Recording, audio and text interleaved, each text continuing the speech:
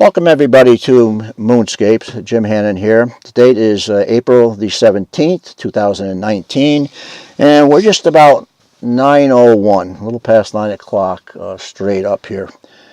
And we're working with a moon which is, well, it's only about maybe 36 hours or so away from a full moon. And I just had a really rough time. I really intended to get a video up earlier this month, but Mother Nature just beat me up really good. I think the last 2 weeks I had one night that was clear, other than tonight, which is April 17th again. And that particular night I wasn't available to get out here and do anything. So, we just had a bird go right through this image, if you saw it. And a lot of sites will say that's a UFO. No, that was a bird. Anyway, so I just didn't get that video up for the quarter phase, and now we've got actually a very interesting section of the moon.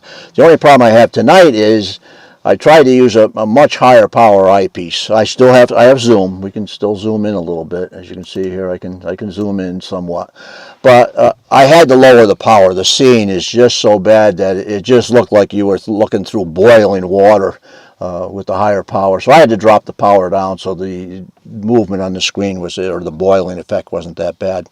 I just want to make one announcement here tonight.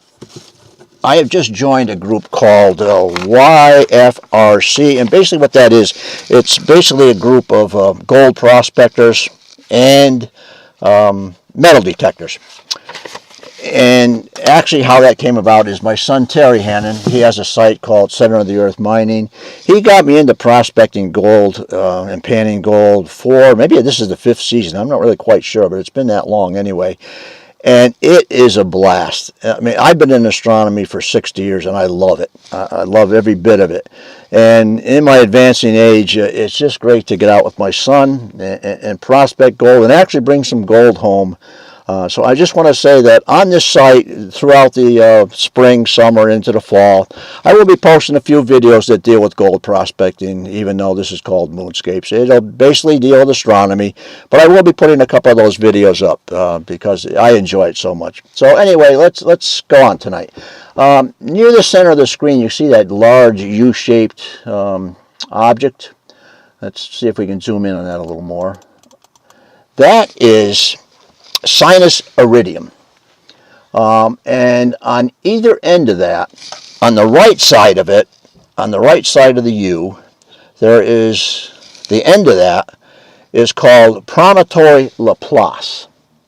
And then over on the other side of that U, this part that sticks out on that side, that's Hercules. Let me just double check that name. That doesn't sound quite right. I've got a map here in front of me. Yeah, it's Hercules.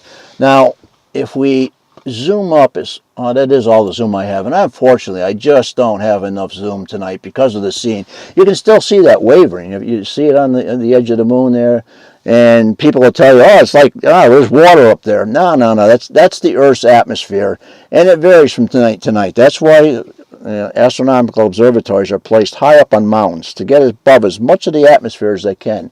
But over, another bird. Boy, birds are active tonight.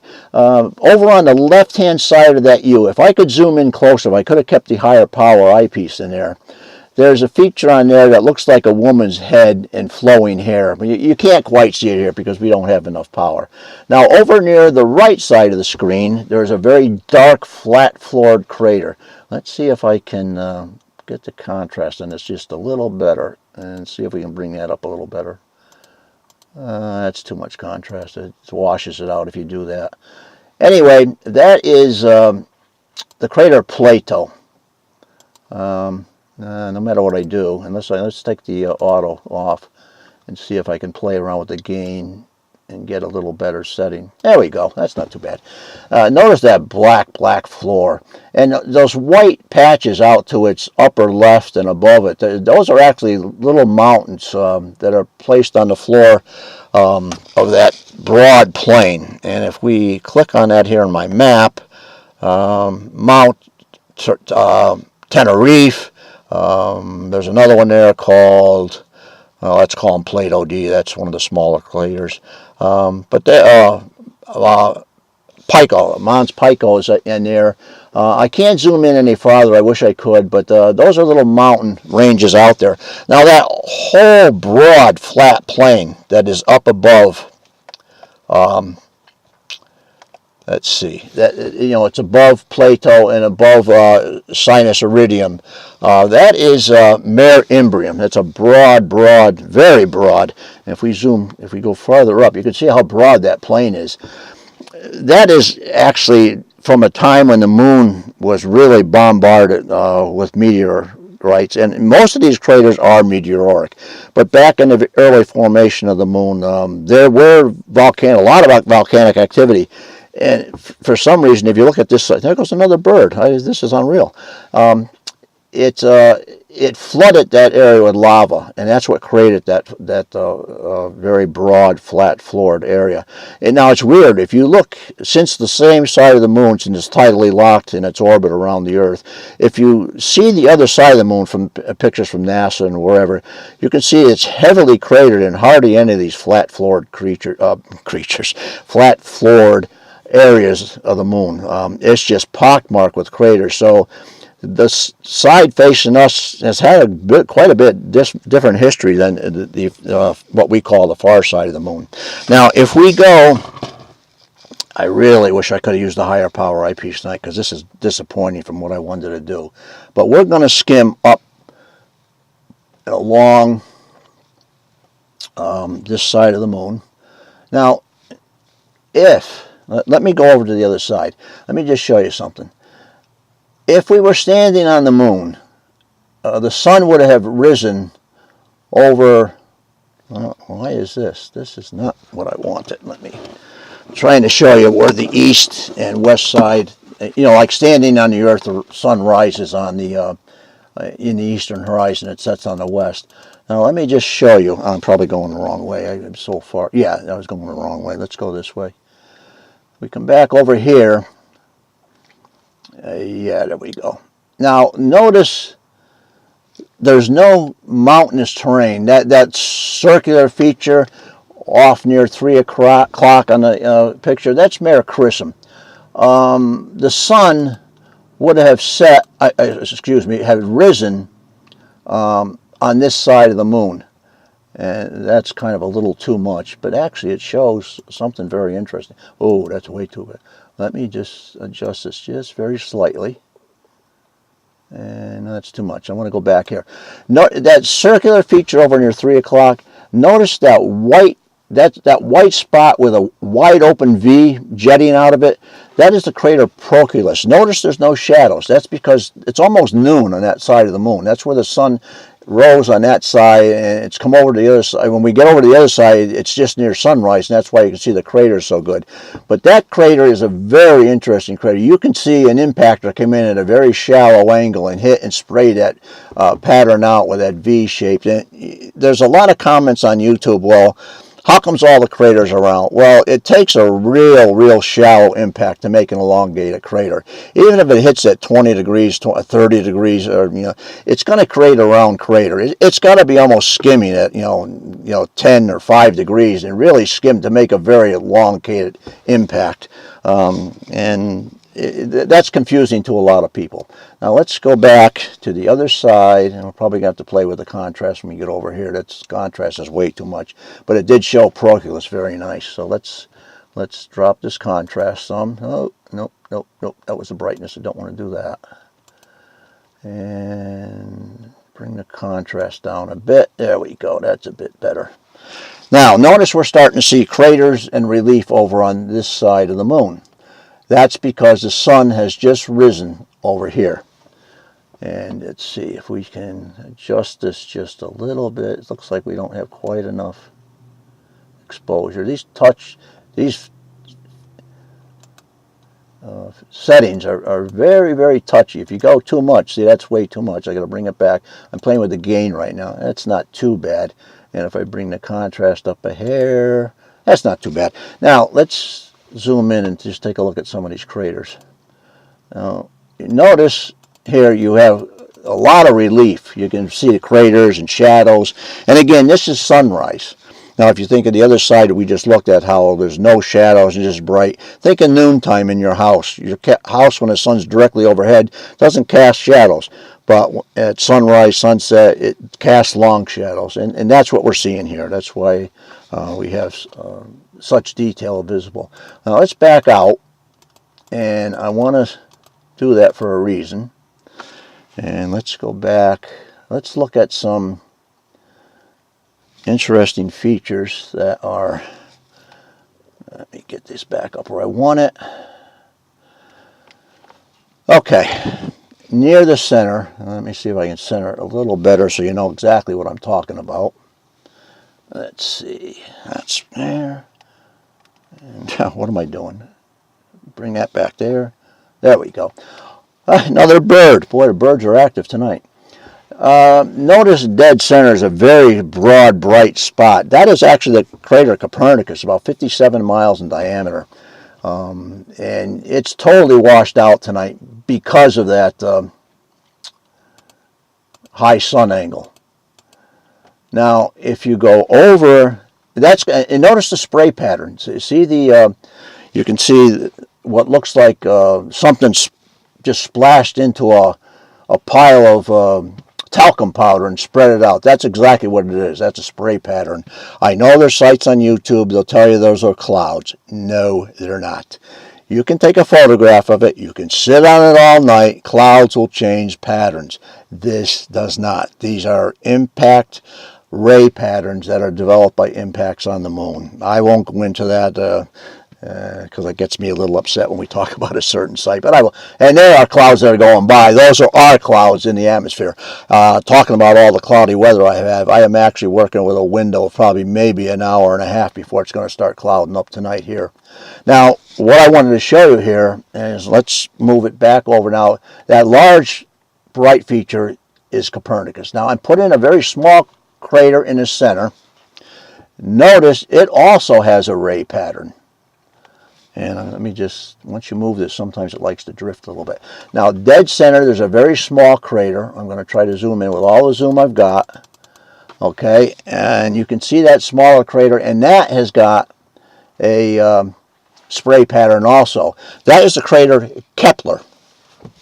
Now, Kepler is a beautiful crater. It's much smaller than Copernicus, and I'm trying to see if I can get the diameter of that crater. I got it right here in front of me. Yeah, size is, that's roughly a 32 mile wide crater. And there go some clouds again. And those again are not on the moon. Those are clouds in our sky. I know certain sites like to claim that, but no. Anyway, that is Kepler, and it's a beautiful ray pattern. Now, let's go over and up the terminator. And I'm going to have to change some settings here because now we're starting to get a little too dark over in here.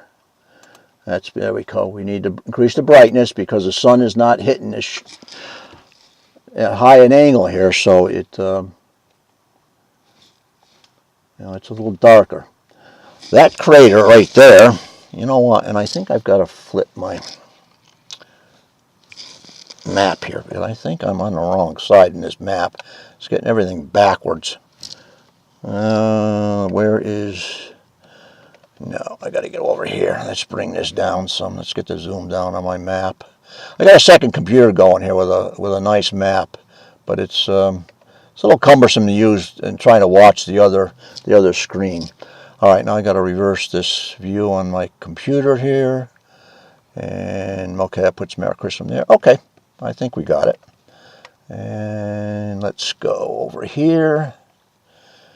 And okay, I am looking at those craters, that larger crater with a, see there's actually a central peak in it. See the mountain range in the center of that crater? Pyroclastic. I'm terrible at pronouncing some of these names. They have a lot of Latin names and all kinds of names. But anyway, that crater is, let's see, if I click on this and it gives me a diameter. Why is that? Oh, you know why? Because I'm looking at something sometimes you get into these and you click on the site, and there's little crater pits around it, and that's what it picks up on, and it gives you that. Now this is Heavilius. Hevelius. This is I just terrible at announcing names. Hevelius. And this crater, this is a larger crater. It's 64 miles in diameter. Nice, beautiful crater. And let's go up along this edge. And there's some things here I really want to show you. As we get up in here, okay, right there. There is that crater, just about dead center. That is the crater Chicard. Look carefully at its floor, and you can see it's two-toned.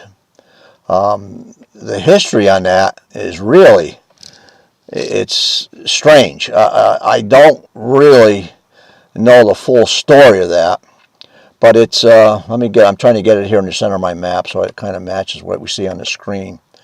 And I got it pretty good here. Okay. And that crater it's huge. It's actually huge. It's 137 miles in diameter. And notice the tint on the floor. Dark on the lower left, and upper right it's lighter. And then that brighter streak through the middle. So something interesting went on there when this crater was formed. That's a very, very huge impact. And now I really wish I had the higher power, because this is one of my favorite features on the moon. Let me bring it so I can put it right smack dab in the center. Right above Chicard, that very, very large crater. Look, there's a ring right about at 12 o'clock position from Chicard, and then there's another large crater to the upper right of that. That ring right above Chicard, notice it's raised. It's a raised, almost platform. That is the crater Worthington. Worthington is a very interesting story. It was probably an impact very early in the geological history of the moon. It's about 51 miles in diameter, and what happened here, for some reason when that impactor hit, it released lava. And look at that thing shake. Well, that's got to be wind. We got a breeze of wind. Got some wind going by, and it's buffeting the tube. That's what's going on right now. Whoa. I'm looking out it's really jumping around. It's been relatively quiet. We had a windy day. Okay, it's calmed down. But anyway, the crater Worthington, when that impactor hit, it opened up lava flows. And it filled that crater just like a teacup, almost to the brim. And if we could zoom in any closer, but again, I had to drop the power because the scene is just so bad. You could actually see wrinkle ridges on the top of that from the flow of the lava at the time. Let me just see what else we can find in this area. I want to go up along the top. Let me see. That crater up on the top see that very, very broad. Just coming into sunlight, you can see the mountain range and back. It's up near 12 o'clock on the screen. Actually, let me see if I can bring it down. Okay, now it's more to the center. That's a very, very huge area on the moon. And that is Bailey. And that's a massive structure. I got to be careful saying structure, because when you say that, sometimes people go, "Oh, wow! I mean, yeah, that's construction on the moon." No, that's just a feature that was really, really a lot of torture and impacts, and lava flows went on in there. And I'm trying to find on my map, trying to get to it. All right, yeah, see, it's giving me the smaller craters near. I'm trying to get the crater size of the main crater, and sometimes it gives you, yeah, it's giving me all the little, see, they call all the smaller craters around it like Bailey A, Bailey B, and those are smaller pits. And when you click on this map, it's hard to get the exact Bailey crater and get its size. And I'm hitting every spot around, and it's giving me all the little crater pits that are right inside of it. So I'm not having any success here getting, I don't know why it's doing it. It's picking up Bailey H, like 7 not 7/10 of a mile. I mean, it's just ridiculous. That crater's huge, but it's not letting me pick up just barely, and I don't know why. I'm not going to play with it because it's going to waste a lot of time. But anyway, let's go on. Let's see if we can get a little better image here. Let's see. That's a little bright. Let me drop the gain just a tiny bit. Yeah, it's a little bit better. Let's see if brightness, drop that to hair. Yeah, a little bit more. Yeah, it's a little more realistic. Okay, let's go farther up here and over, and I want to show you, if I can find it back up in here. See, we're dealing with such a bright area that you know what, I can go back over to Chicard and go off of that, and it gives me a better idea exactly where I am when you get into those bright areas. There's Chicard. All right, yeah, okay, this is something I want to show you too. This is in the center. Notice the very bright circular ring right in the center again. That is the crater Tycho, and that is the center of a massive ray pattern. Again, you can see it's a crater, but it's totally washed out because it's like a noon sun over there right now. So again, we don't have, let me see if I can increase the contrast. No, that's too much. Drop it down. I don't like that. That's too much. But you can see, not way too much gain. Let's drop the gain a little more. Oh, that's not enough. That's way too much. You start playing around with these settings and you can really mess yourself up. And now I've lost focus, so let's go back. And oh yeah, focus is knocked way off. Autofocus, let's take that off and drop it way down. There we go. And now you can see that Tycho is a massive crater. I believe it's like 57 miles in diameter. Let's see. Let me get in here and find it on my map. There she is. Or there she was. And that is... I'm in too tight on this map. I got to drop it down a little bit. This is weird. It's tough working with this map sometimes. It's not... Okay. Is that it right there? Yep, okay, Tycho. That's 52 miles in diameter. It's got a nice central peak, but it doesn't stand out with this ray pattern. Now let's back out. The sun angle's so high, and let's take a look at the ray structure. See those straight lines coming off of it? They go for a long, long way. And let me try auto. See what that does. I don't like that either. Still too bright. Let's drop it down a little bit. You can spend a lot of time playing with these settings and get an image that you like. That's no good. Again, the gain is probably just a hair too high. Trying to get it so you can, there, that's a bit better. Now you can see that ray structure starting to come out. And as we zoom out, then we get even a brighter image. And I've got to play with the contrast, see if that does something. And turn the brightness down a hair. There you go. Now you can see that ray pattern. Look at that ray pattern. That's a massive impactor. And those rays go for... They almost go around the front side of the disk of the moon. If you back out even more, you can see it. See it? Look at that on that dark floor. That's just a massive, massive impact. Let's go back up with the exposure. How far am I in? 23 minutes. Man, time just flies when I'm on here. That's way too much. Okay. Let's zoom back in a little bit. Yeah, that ray pattern is just amazing. I want to check one more thing before I sign off tonight, and let's see something that's always bothered me about. Let me see. Okay, we get over here, and unfortunately, it's just not going to show up tonight because of the phase of the moon. And let's get a gain up the. Oh, too much, and too little. It's really touchy. That's not too bad. I want to go. Okay, that's not too bad right there. Let's see. That's, again, that big blotch of white in the center of the screen. That is Copernicus. And unfortunately, I do not see standing out what I wanted it to show you, but I still can discuss it if I put it in the center of the screen. Now, let me just get coordinated with my map and make sure I'm in that right area. I gotta find, let's see, there it is, Sinus Iridium. And you know what? So let me try reversing this. It might be a little bit easier for me to get squared away here. Yeah, there we go. That should do it. Now, we come over here. Yeah. All right. And unfortunately, it's not going to show up very well tonight. In fact, it's horrible. But I'm going to discuss something I'm going to bring it into view right in the center of the screen.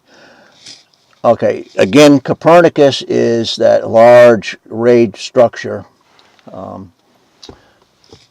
with a huge impact and ray system. Now, right dead center in the screen, right now, we are on the crater. You can see it dead center. It's kind of got a little dark, you can see a little dark wall, and there's that white line that snakes over from about 4 o'clock on the edge of the frame over to the center of the screen. That is the Apennine Mountains, and at the end of the Apennine Mountains, there is a crater. This crater is mispronounced on this particular site, and it kind of bugs me because it's such an important crater. And actually, I won't name the site, but I will tell you that the crater is called, and I'm trying to, I need to get something, I'm looking for something here that I set up earlier. Just want to make sure I get my information right. The crater on a particular site, the guy keeps calling it Eratosthenes crater. That's not the name of it. And I'm terrible at announcing names, so I'm not picking on that. But this is an important crater because of the name. The name of the crater is actually Eratosthenes. And Eratosthenes is named for a Greek geographer, mathematician, and an astronomer. He was born in 276 BC.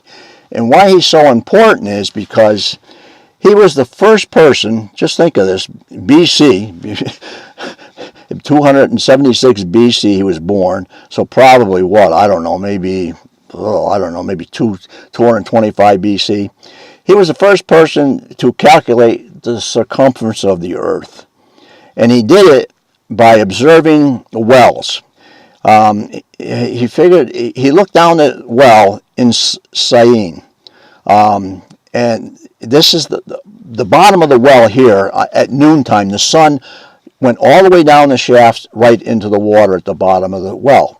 Now, if he went a little farther north up to Alexandria, at noontime on the same date, we had an observer up there, the shadow, actually the sun did not reach the well bottom. It hit the wall on the side. Now, this can only happen if the Earth is a sphere. Because it's gonna, if it's near the equator, it's gonna go all the way to the bottom of the well. The farther north you go, it'll hit the side of the well because of the curvature of the Earth. Now, he had somebody walk out the distance between Syene and Alexandria, and then using his math skills, calculated the circumference of the Earth to be 28,600 miles. He was only off by 15%. The actual circumference of the Earth is right around 25,000 miles. So that's a tremendous accomplishment. I just wanted to bring that out because it's such an important crater. I hate to see it mispronounced and not knowing the history of that name. Again, the crater is Eratosthenes, named after the Greek philosopher, a geographer, mathematician, and astronomer. And unfortunately, I can't show it to you better tonight because the sun angle is so high. But I just thought that was an interesting point. So I'm going to back out here, and since I'm almost a half an hour in, it's time for me to shut up and get off the air. So I will do that. And like I say, I'm going to be posting some videos about prospecting gold. But again, this is mostly a site for the moon and other astronomy subjects. You just bring that contrast up, and you can see all those pop marks and white spots and the ray patterns. It's absolutely beautiful. And if you drop down the brightness, you start to, oh, now see, that really brings them out, but that's just too much. You can bring it back up and get a more natural view. And notice one thing just before I get off here. Notice that coloration in the floor. In fact, if I increase the color intensity, let's look at some color. Let's get the color up. Doesn't like doing that. There we go. There we go. And I'm going to center this. You've got Mare Tranquility, where the eagle has landed. Neil Armstrong, actually 50 years ago this July. You have Mare Tranquility and Mare Serenitatis. Tranquility is, notice it's bluish looking and darker than Serenitatis below, which has got that white line going through it, and it's browner looking. That's very interesting geologically. But I always thought that was quite interesting. And you can blow the color up so it's really, you know, it's really too much. If I go up a little farther, let's see what happens. Yeah, see, we're getting to the high end here. I can really max it out, and that brown is actually a yellowish brown. And look at Mare Serenitatis and Mare Tranquility, the blue. Very interesting part of the moon also. Okay, guys, I'm going to call it quits here. I'm just getting too long-winded. So it was good getting back with you. I'm just sorry I couldn't get a video earlier in the month where we had the moon in quarter phase with a lot more relief and a lot of detail, and I'm sorry about the power tonight. I had to go so low because of the wicked bad seeing. I was going to try to take some high resolution images after I get done here, but I don't know if I can to see in such a bad state tonight that it's just not possible. So guys, thanks an awful lot for joining me. Hope you enjoyed this little tour, and we'll be doing it again soon. Oh, just an update, my observatory permanent setup is started. The project has started. I don't know how long it'll take if I can get my equatorial mount permanently mounted and eventually housed so it can be locked up and everything can be left out so I can work at a moment's notice. So hopefully that'll be taking place over the next few months, and I'll keep you updated on that. So take care, guys. Good talking to you again, and we'll be seeing you soon.